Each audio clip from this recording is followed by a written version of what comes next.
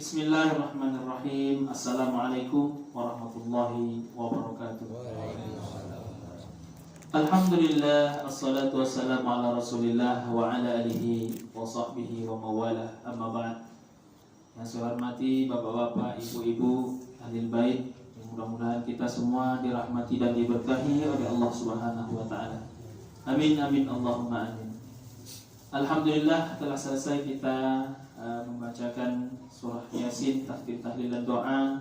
Mudah-mudahan fadilah keutamaan-keutamaannya disampaikan oleh Allah Subhanahu wa taala, terutama untuk sahibul hajat, ahli bait, almarhum dan almarhumah daripada keluarga Bapak Suyono Parmin. Mudah-mudahan dengan keberkahan surah Al-Fatihah, mudah-mudahan dilapangkan kuburnya, dipermudah urusannya dari hadapan Allah Subhanahu wa taala, dan tentunya ditempatkan di tempat yang terbaik di sisi Allah Subhanahu wa taala. Amin amin Allahumma amin.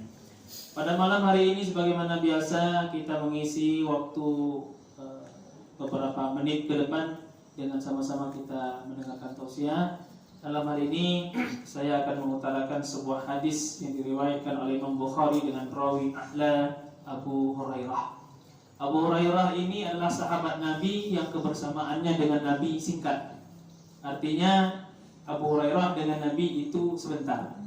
Saya dengan Mas Imam sudah hampir lebih 6 tahun selama saya di sini, termasuk di rumah petak dulu. Kemudian rumah baru saya sudah berjalan hampir 4 tahun lebih. Berarti saya dengan Mas Imam jauh lebih lama dibandingkan kebersamaan Abu Hurairah dengan Nabi. Abu Hurairah dengan Nabi itu hanya 3 tahun. 3 tahun Abu Hurairah dengan Nabi, kemudian Nabi SAW meninggal dunia. Walaupun demikian, menjadikan Abu Hurairah satu-satunya sahabat Nabi yang paling banyak meriwayatkan hadis. Bahkan lebih banyak dibandingkan dengan Siti Aisyah, istri Nabi, serumah dengan Nabi, sekamar dengan Nabi, tapi hadisnya lebih banyak hadis Abu Hurairah. Berapa jumlahnya? Lebih dari 5.000 hadis. Lebih dari 5.000 hadis. Artinya setiap Nabi bersabda, Nabi berkata, Abu Hurairah selalu menghafalnya dan mencatat. Hadis ini menceritakan tentang hak-hak sesama umat Islam, tentang perintah untuk berbicara kebenaran atau kalau tidak tahu diam. Man kana yu'minu billahi wal yawmil akhir falyaqul khairan aw liyasmut. Man kana yu'minu billahi wal yawmil akhir falyukrim jarah. Man kana yu'minu billahi wal yawmil akhir falyukrim dhaifah. Rawahul Bukhari. Barang siapa yang beriman kepada Allah dan hari akhir, falyaqul khairan aw liyasmut, maka hendaklah dia berkata benar. Kalau dia tidak tahu, maka lebih baik dia diam. Apa yang merusak bangsa kita hari ini adalah banyak orang yang tak tahu tapi berbicara. Padahal Nabi sudah ajarkan falyaqul khairan aw liyasmut. Katakan yang benar, kalau tak tahu ya lebih baik diam. Bangsa kita PR-nya hari ini adalah orang banyak yang tak tahu tapi banyak ke depan. Jadi seolah-olah dia lebih tahu. Jadi kan tipikal manusia itu ada orang yang tahu dan tahu kalau dia itu tahu, maka ini orang yang berkualitas. Ada orang yang tahu tapi dia tak tahu dia tak tahu. Ada orang yang tahu tapi dia tak tahu kalau dia itu tahu. Artinya dia pintar tapi dia tak tahu kalau dia itu orang pintar. Nah, ini orang sepertinya harus diingatkan, kamu pintar sebetulnya.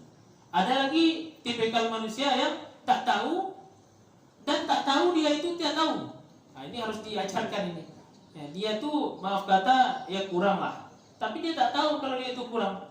Jadi harus diingatkan juga. Yang paling parah kategori manusia yang keempat, dia tak tahu tapi sok tahu. Nah, ini yang bahaya. Wah, orang seperti ini harus dijauhi karena apa yang keluar dari mulutnya itu sesat. Tak tahu tapi sok tahu. Maka falyaqul khairan aw liyasmut. Berkatalah yang benar kalau kita tidak tahu tentang sesuatu, maka lebih baik diam. Ini general. Artinya hadis Nabi ini berlaku umum tentang suatu apapun itu. Kalau kita tak tahu ya tak usah sok-sok tahu. Bisa dhalal wa adhal, sesat lagi menyesatkan orang. Kemudian yang kedua, man kana yu'minu billahi wal yawmil akhir falyukrim jarah. Siapa yang beriman kepada Allah dan hari akhir, maka hendaklah dia memuliakan tetangganya. Masalah tetangga kita hari ini luar biasa, apalagi di perkotaan. Di belakang rumah pun kita tidak tahu kadang siapa, pun tidak mau ambil tahu siapa. Padahal hak-hak tetangga dalam Islam itu sungguh sangat luar biasa. Bahkan berdosa saya ketika saya ingin menjual mobil tidak menawarkan kepada Mas Imam lebih dahulu. Berdosa saya kalau saya ingin menjual rumah tidak menawarkan kepada Bang Ijaz lebih dahulu. Kenapa? Mereka tetangga saya. Kita kan tak tahu, Bang Ijaz ini kan mainnya main senyap. Tiba-tiba beli rumah, tiba-tiba beli mobil, tiba-tiba bini dua. Main senyap saja ya. Amin tuh. Amin kan. Jadi hak-hak tetangga itu kita harus tahu. Falyukrim jar, muliakan tetangga. Artinya kalau tetangga kita tahu sebelah tetangga kita itu sedang sakit, tapi kita bermusik keras-keras, berarti kita tetangga yang tidak punya adab. Kita tahu tetangga kita punya anak kecil apa segala macam, tapi kita tidak memahami. Taunya marah saja, ini anak kecil tak bisa dirawat apa segala macam. Padahal kita harus memahami tetangga kita ya, maklum ada anak kecil kalau tengah malam nangis terganggu ya mohon maaf, namanya juga anak kecil. Jadi saling memahami. Jangan gara-gara air apa namanya cucuran itu kan jatuh ke tempat kita lalu kita bermusuhan dengan tetangga, jangan sampai. Itu kata Nabi. Falyukrim jar, muliakan tetangga. Jangan sampai juga kita di musim makan daging enak, masak lezat-lezat, enak-enak, tapi tetangga tidak dikasih. Jadi bagaimana tuh Mas Imam? Jadi rumah ditutup biar buat tak keluar gitu kan? Masih perlu tahu aja. Kasih tahu aja ya.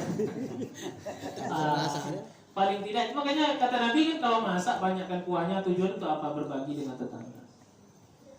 Kemudian yang terakhir, maka yu'minu billah wal yawmil akhir. Siapa yang merasa dirinya itu beriman kepada Allah dan hari akhir, falyukrim dhaifah, maka hendaklah dia memuliakan tamu. Sudah kita bahas beberapa bulan yang lalu, memuliakan tamu. Jangan sampai tamu kehausan ke rumah kita, berdosa kita kalau tamu tak dikasih minum. Artinya apa yang ada kita sajikan, suguhkan. Bagaimana orang Arab melayani tamu itu luar biasa. Maka Nabi SAW itu kalau melayani tamu sampai habis di dapur itu, maaf cakap, kulkas kosong begitu kira-kira. Bila perlu kulkas diangkat. Begitulah untuk membahagiakan tamu. Tapi tamu Nabi, tamu yang tahu diri. Itu bedanya. Kalau tamu kita dikasih sekali, besok datang lagi dah. Tamu Mas Imam cabut gigi. Tamu Mas Imam itu harus juga dikasih. Minum Mas Imamnya paling tidak tersedia lah di situ. Jadi itulah beberapa tambahan keilmuan untuk kita. Hendaklah kita memuliakan tamu, kita memuliakan tetangga dan berkata benar, kalau tak tahu lebih baik diam. Inallah musta'an wa ilaihi. Assalamualaikum warahmatullahi wabarakatuh. Waalaikumsalam.